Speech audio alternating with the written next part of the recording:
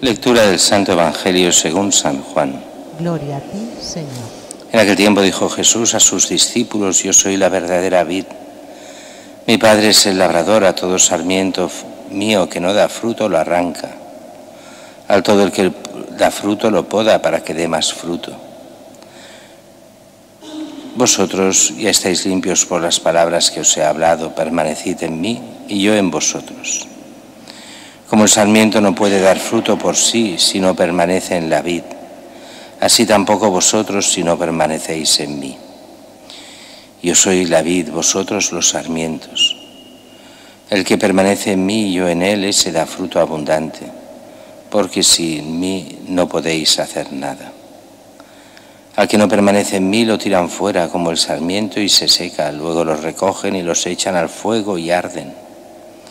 Si permanecéis en mí y mis palabras permanecen en vosotros, pedid lo que deseáis y se realizará. Con eso recibe gloria mi Padre, con que deis fruto abundante. Así seréis discípulos míos. Palabra del Señor. Gloria a ti, Señor Jesús. Decíamos, celebramos hoy en Cataluña, en Aragón y en muchísimos países, tanto de Oriente como Occidente, a San Jorge como patrón. Es cierto que aquí es patrón secundario, lo fue durante muchos siglos, el patrón primero, hasta que en la segunda mitad del siglo XIX nos ponen, que lo celebraremos en 3 días, la fiesta de la Virgen de Montserrat como patrona principal. Hasta hace 150 años, más o menos, la Virgen de Montserrat se celebraba como una virgen de estas que llamamos encontradas, mientras que cuando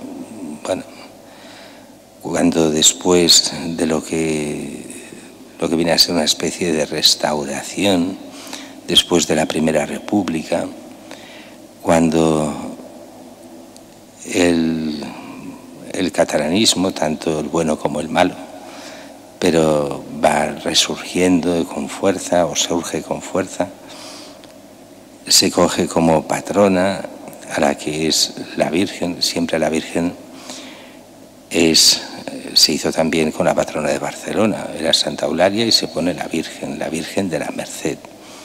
Para Cataluña se pone también a la Virgen de Montserrat. La idea es que nuestra patrona sea la Virgen, y en ese sentido hay 2 grandes patronazgos mundiales, que son San José y la Virgen. San José, patrón universal de la Iglesia, y la Virgen, madre de toda la Iglesia, que como patrona es la mejor de todas, no hay duda. Con lo cual, San José y la Virgen, las grandes. De hecho, era curioso ver cómo en muchísimos pueblos, sobre todo pueblos de nueva creación, se ponía siempre primero la parroquia a nombre de la Virgen. Si había una segunda parroquia, se le ponía San José, no en todas partes, pero en muchas. Y después, a partir de aquí, los nombres de los apóstoles o de santos de fuerte devoción en el lugar. Nosotros tenemos San Jorge, y San Jorge, que fue importante en los primeros siglos de la Iglesia, a partir del siglo IV, donde la devoción fue enorme. Es cierto que sabemos casi nada de él, solo que es mártir. Probablemente, ni seguro sabemos si es en la persecución de Diocleciano. Se crean muchísimas leyendas alrededor de San Jorge, en los siglos posteriores, ya en época medieval. Pero lo único que sabemos es que dio la vida por Cristo.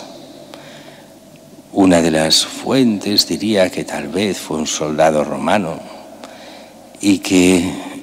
pero esto es discutible, si es históricamente así o no, y ese soldado romano, oficial romano, recibe la orden de una ejecución injusta y se negaría esa ejecución injusta en nombre de Cristo y de la verdad, que no puede hacerlo, no puede ejecutar a quien es inocente, y pagaría él como culpable por no obedecer ¿A quién hemos de obedecer? Dirían Hechos de los Apóstoles, ¿a Dios o a los hombres? Primero es Dios. Y así, siendo testigo de Cristo, moriría por la verdad, por el bien y por la justicia. Si fue esa la versión o no, los medievales se inventan esa historia, esa leyenda del caballero medieval que rescata a la princesa del dragón y que tenía todo un significado católico muy bueno. El caballero era el que defendía todos los valores de la Iglesia y de Cristo, y la princesa representaba a la Iglesia, en la cual el caballero defendía a la Iglesia. ¿Contra quién? El dragón, que representaba el demonio. Es muy curiosa la versión que nos daba el cardenal Biffi, un grandísimo obispo y cardenal, ya muerto hace unos años, cuando decía, ¿cómo ve eso el mundo de hoy? Y él decía, el mundo de hoy lo ve de una forma diferente. Empieza a pensar y dice, ¿por qué defender a esa princesa? Si es una pecadora, si es de buena no tiene nada. El caballero la ha de dejar tranquila, no la ha de defender. Porque el diablo, pobrecillo, el dragón, ¿qué ha hecho de malo? Si él es así, no podemos ir contra él. Es parte de nuestro mundo. Y así el caballero deja de ser caballero. Pasa a ser uno más que defiende el estatus de todo el mal, sin luchar por el bien. Él lo explica mucho mejor de lo que yo he explicado ahora, faltaría más. Pero a veces pasa con nuestros cristianos, ¿por qué defender la verdad que es Cristo, la justicia que es Cristo, el bien que es Cristo? Y hay otros bienes. El mundo no va por ahí, hemos de claudicar ante el mundo. Y continúan los mártires diciendo, no, solo hay uno que vale realmente la pena, que es Cristo. Vale la pena dar la vida por Él para el bien del mundo.